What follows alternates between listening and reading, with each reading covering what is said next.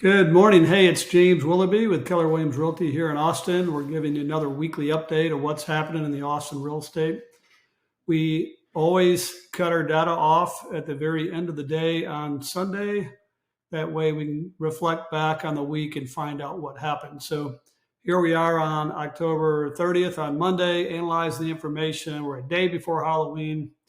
We don't have anything spooky or scary to tell you about as far as real estate statistics. However, I think we have maybe for some people surprising information, and maybe for others that have been listening to this YouTube blog or video blog or whatever you want to call it, they might recognize a few things that I predicted in the past would occur, and you can actually see it. So let's talk about it. So we got some good news and maybe a little not so good news, but let's just start from the start here. So the first thing that I want to talk about, this is awesome. So remember last week we talked about how the inventory level is like right at 10,000. Okay, well, guess what? It notched down a little bit. Now, is that a trend? No. It's a 1 week trend, if you want to call it a trend. But now we're down to 10,028 listings in the Austin MSA for residential and condo townhome properties. But what I am seeing is some pretty unusual things, right? So there's a reason why it went down a hair, despite the fact that seasonally we're in a lower part naturally. We're in a lower part of the market. So let's show you this graph. This is new listings in the last week versus new active listings. Okay, so remember last week we had a little bit of a spread here, and the reason why the overall listing inventory did not go up is because we had a bunch of failed listings. So we had 743 new actives that we reported last week versus 649. But if you stand back and look at this graph, you can see that the graph crisscrosses. So what that means is we actually have fewer listings that came on the market, only 615 last week versus 656 pending listings, which is just up a hair from the week before. You see how the demand is remaining very consistent here, yet the number of new listings coming on the market is actually going down. So I'm like, all right, so what about failed listings? So let's jump to that real quick. Where are we at? Failed listings right here. Sorry, I didn't have that window open. So remember we said the last couple of weeks we had a lot of failed listings. Last week, failed listings were down. However, tomorrow, the 31st, is when we're going to see the big spike in listing decrease because of the failed listings. So in other words, we're going to see another spike up, way up here, like we'd expect to see at the end of a month. So the report next week will be how many listings failed to sell and were pulled off the market or withdrawn because the seller kind of threw in the towel. So they either expire or they're withdrawn. The meaning is not quite the same, but the effect is the same, which means they're no longer on the market. Our guess is this is the time of year where we have a lot of sellers saying, hey, let's just start next year, okay? Which actually, restart next year, what actually creates an opportunity for current sellers or sellers that are just going on the market right now, because you're the fresh, new, shiny listing when we have pretty solid demand, okay? And the overall listing inventory is going down. So the next graph is weeks of inventory. So weeks of inventory is real simple. A lot of people just call it absorption rate. What it means is based on the current number of listings and the current weekly demand, how many weeks would we have before we just completely exhausted all the listings? All right. So we've been, kind of at this, 15, 14, 15 range. I'm going to blow this up a little bit so you can see it better. Okay. So this is this year. So we're tracking last year pretty close, actually. It keeps flip-flopping because they're exactly the same 2 weeks ago.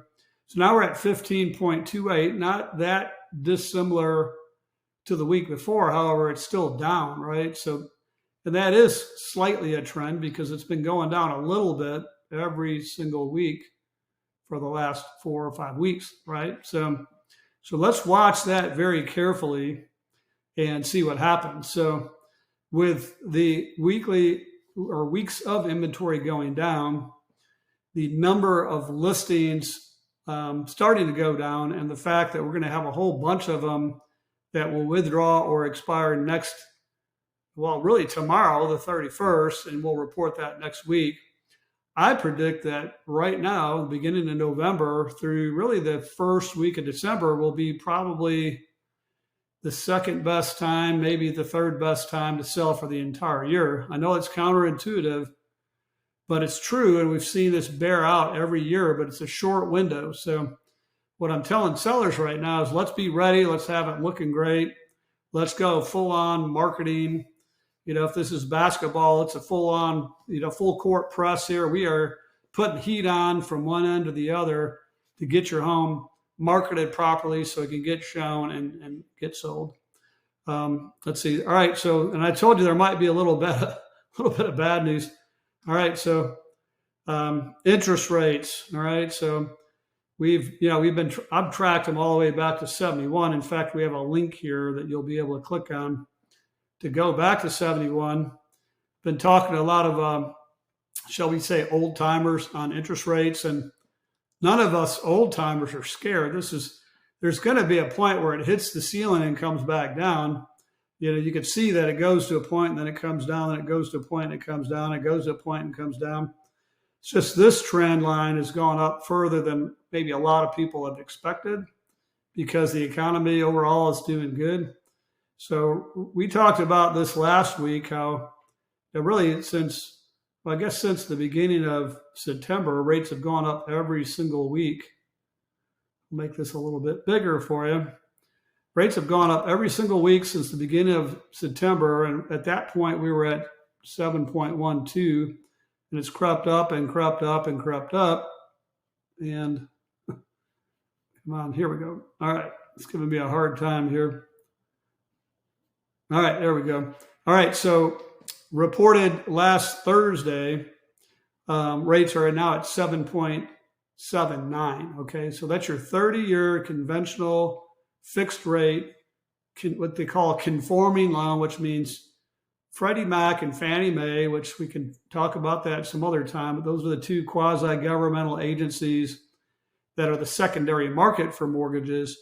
They've reported that we're at 7.79, okay, for last week. So I think based on seasonality, I think that we'll see rates come down a little bit before the end of the year.